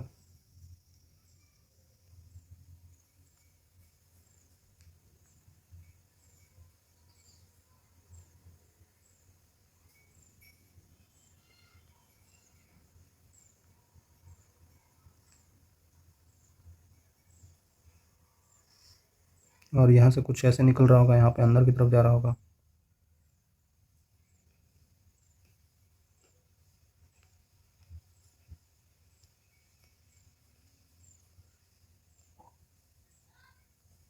ठीक है, यहाँ पे मान लेते हैं बच्चों इसका डायरेक्शन सब ऐसे इस टाइप का है, पॉजिटिव से निकल रहा है तो इसी टाइप का तो होगा, और ये अंदर की तरफ आ रहा है, ठीक है, नेगेटिव में अंदर की तरफ। हम यहाँ पे ये चीज़ दिखा नहीं पा रहे हैं कि इधर से जाके इधर पे जा रहा होगा, तो इधर जगह ही नहीं है, तो अंदर की तरफ ऐसे करके बता रहा हूँ मैं, इस टाइप का हो रहा होगा, ठीक है बच्चों। ठीक है, तो यहाँ पे हमें क्या दिखाना है कि पोटेंशियल, इक्वी पोटेंशियल सरफेस कैसे बनेगा, ठीक है, ये भी ऐसे इस टाइप का बन जाएगा,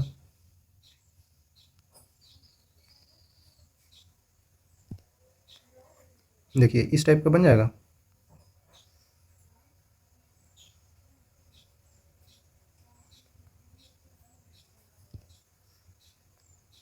इस टाइप का ऐसे करके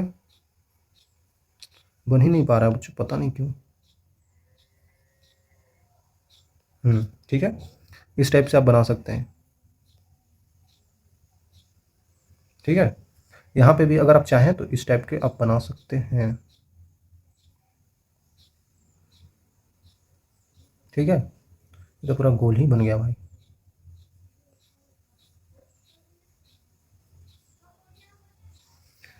आई थिंक क्लियर होगा, इस टाइप का बच्चों बनेगा, देख सकते हैं फील्ड लाइंस जो बाहर की तरफ जा रहे थे ऐसे करके, इस टाइप से ये अंदर की तरफ आ रहे थे। यहाँ पे उसी टाइप का देखें तो यहाँ पे देख सकते हैं आप, ये परपेंडिकुलरली ही तो हिट कर रहा है सारा, है ना, ये चीज़ होना चाहिए, तो उसके कारण यहाँ पे इस टाइप का बनता हुआ हमें दिखता है। और ये नेगेटिव चार्ज देख रहे हैं, ये पॉजिटिव चार्ज देख रहे हैं, आपस में लगता है कि पास पास आ रहा है, क्योंकि इस टाइप का हमने बना दिया है, ठीक है। अगला ऐसे बन जाएगा, इसमें अगला ऐसे बन जाएगा, ठीक है, ऐसे आप सोच सकते हैं बच्चों। इस टाइप का बन रहा था, पीछे ही बताया क्यों बन रहा था, ठीक है बच्चों। देखते हैं आगे। ओके, कुछ सवाल कर लेते हैं, काफ़ी आसान सा सवाल है, सवाल करना बहुत जरूरी है बच्चों। देखिए, positive charge of equal value Q R placed and the vertices of, अच्छा ठीक है, इक्विलेटरल ट्रायंगल है जिसपे चार्ज रख दिए हैं 3 को, है ना, इक्विलेटरल ट्रायंगल जिसपे चार्ज क्यू है, ये भी क्यू है, ये भी क्यू है ना। तो सेम चार्ज है तो आपस में रिपेल करेंगे तो किस टाइप का इलेक्ट्रिक फील्ड बनेगा। सेम चार्ज है बच्चों तो क्या होता है, सेम चार्ज में कभी भी क्लोज लूप बनता है, क्लोज तो कभी नहीं बनता है, लेकिन इस टाइप का गोल टाइप का बनता हुआ दिखता है। अगर सेम हो तो कभी नहीं, सेम में बच्चों ऐसे ऐसे दूर भाग जाता है, सेम में हमेशा दूर भागता है, तो ये ऐसे भागेगा, ऐसे भागेगा, इसका ऐसे और इसका ऐसे, है ना बच्चों, देख रहे हैं, इस टाइप का बनेगा, कहीं पे जाके कहीं पे अंदर नहीं जा रहा किसी का। तो ये गोल बना दिया तो कभी हो ही नहीं सकता है बच्चों, ये गोल, ये भी गोल बना दिया तो कभी हो ही नहीं सकता है। और ये यहाँ से यहाँ ले गया, ये भी नहीं हो सकता है, बस ये हो सकता है क्योंकि बाहर की तरफ जाएगा, क्योंकि सब सेम चार्ज का है, सेम साइन का है, ठीक है। आगे वाला क्वेश्चन बोल रहा है कि line of forces of electric field due to 2 charges दिया हुआ है, sketched in the figure, state it. क्या लग रहा है देखकर, यहाँ पे जितना फील्ड लाइन्स जा रहा होगा उस जितना इसका ज़्यादा मैग्नीट्यूड होगा, मतलब देख रहे हैं यहाँ पे ज़्यादा 6 है, यहाँ 6 और 5 11 यहाँ पे फील्ड लाइन्स है, मतलब कि यहाँ पे कितना है, 2 2 4 6, इसका 6 है मैग्नीट्यूड और इसका 11 है, मतलब मैग्नीट्यूड ऑफ चार्ज क्यू छोटा वाला बड़ा होगा magnitude of charge capital Q से। यहाँ पे दिख रहा है बड़ा है, यही तो आंसर हो जाएगा। और क्यू क्या होगा, पॉजिटिव होगा कि नेगेटिव, यहाँ से दूर जा रहा है, दूर जा रहा है मतलब कि ये पॉजिटिव चार्ज होगा और ये नेगेटिव होगा। ठीक है, तो मतलब छोटा वाला क्यू पॉजिटिव होगा और ये आंसर हो जाएगा। ठीक है, काफ़ी आसान है यार, चीज़ों को समझिए, करिए खुद से बच्चों। Metallic surface is placed at the uniform electric field lines and the follow the path, कौन सा पाथ फॉलो करेगा। सीधा सीधा बात बताया था कि मेटालिक सरफेस होता है मतलब मेटल का सरफेस है, तो उस पर सारा चार्ज सरफेस पे आ जाता है। तो सारा चार्ज इसका अगर सरफेस पे आ गया होगा तो अंदर इलेक्ट्रिक फील्ड लाइन थोड़ी बनता है, ये अंदर बना दिया, अंदर नहीं बनेगा ना बच्चों, क्योंकि सारा तो बाहर आ गया ना, सारा चार्जेस तो बाहर आ गए। ठीक है, मेटालिक में यही तो होता है, तो ये दोनों तो होएगा ही नहीं, ये हो सकता है, ये हो सकता है, लेकिन ये भी बताया है कि जो सरफेस के परपेंडिकुलरली हिट करता है, जो भी इलेक्ट्रिक फील्ड लाइन होता है सरफेस के परपेंडिकुलर, ये तो है परपेंडिकुलर, ये परपेंडिकुलर लग रहा है, ये एंगल बहुत ज़्यादा लग रहा है। चौथा सही है क्योंकि 90 डिग्री भी बना रहा है। ठीक है, तो चौथा सही हो जाएगा। नेक्स्ट सवाल में बच्चों हमको ये बोला जा रहा है कि some equipotential surface as shown in the figure, कुछ इक्विपोटेंशियल सरफेसेज हमको दिया गया है फिगर में, तो magnitude and direction of electric field क्या होगा, इलेक्ट्रिक फील्ड का मैग्नीट्यूड और डायरेक्शन बताना है। तो ये पोटेंशियल वाले लाइन है, इक्विपोटेंशियल लाइन है, मतलब 20 यहाँ है तो 20 इस हर लाइन पे होगा, 20 30 है तो इस हर लाइन पे 30 होगा, मतलब इक्विपोटेंशियल लाइन है। ठीक है, तो अब हम निकाल सकते हैं यहाँ पे जो हमें इलेक्ट्रिक फील्ड निकालना है वो कैसे निकाल सकते हैं। ठीक है, तो हम इस, एक बात आपको पता होगा कि जो इक्विपोटेंशियल सरफेस होते हैं उनके परपेंडिकुलर ही इलेक्ट्रिक फील्ड लाइंस बनाते हैं, तो हम बना देंगे इक्विपोटेंशियल सरफेस के परपेंडिकुलर। तो परपेंडिकुलर कैसे बना सकते हैं, ऐसे करके बना सकते हैं, कैसे ही बना सकते हैं बच्चों, ऐसे ही बना सकते हैं। तो बस परपेंडिकुलर होना चाहिए, परपेंडिकुलर बना है ऐसे बनेगा ना। तो कहीं पे भी आप परपेंडिकुलर बना देंगे तो एंगल 90 डिग्री होना चाहिए दोनों के बीच में, तो हो जाता है। फिर उसे एक फार्मूला हम लगा देंगे, क्या लगा देंगे, डेल्टा भी का वैल्यू क्या होता है, माइनस का E dot D R, E dot delta R लिख सकते हैं, है ना बच्चों। इस फार्मूले को हमेशा यूज करेंगे तो आपका सही आंसर आएगा। ठीक है, ये चीज़ का यूज़ कर सकते हैं हम लोग, यहीं से तो ई का वैल्यू आ जाएगा। मान लेते हैं कि हमारे पास जो पोटेंशियल दिया हुआ है इस लाइन का, इस लाइन का, किन्हीं भी दो लाइन को लेकर हम बना सकते हैं, ये किसी भी दो को लेकर बना सकते हैं, क्योंकि हमें डेल्टा भी चाहिए तो पोटेंशियल डिफरेंस दो ही लाइन के बीच तो निकालेंगे, तो कोई भी दो ले सकते हैं, ये और ये ले लेता हूँ, तो ये दोनों ले लूँगा बच्चों।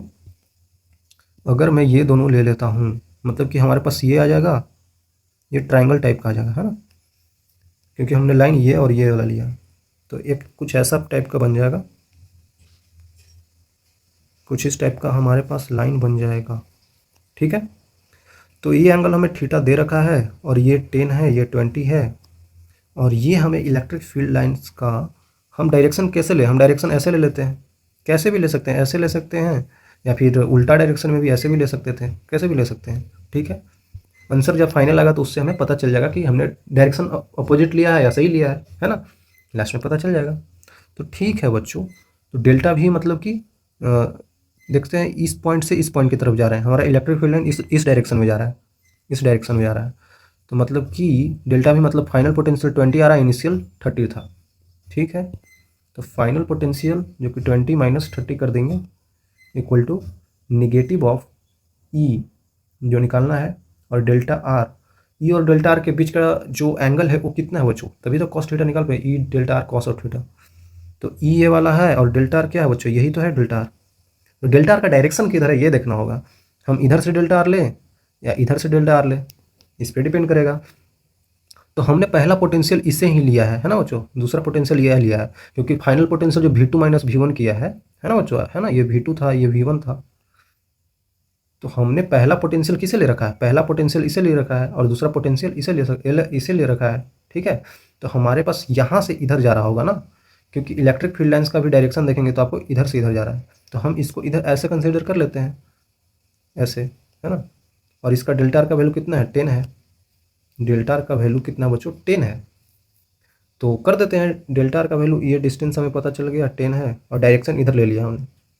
ठीक है, तो इन दोनों के बीच का एंगल कितना हो जाएगा बच्चों, ये एंगल पता है ना, ये एंगल 90 है, ये एंगल थीटा है और थीटा का वैल्यू 30 डिग्री दे रखा है, तो ये 60 डिग्री हो जाएगा और ये तो 90 था ही, तो ई delta R cos of 60 degree, है ना,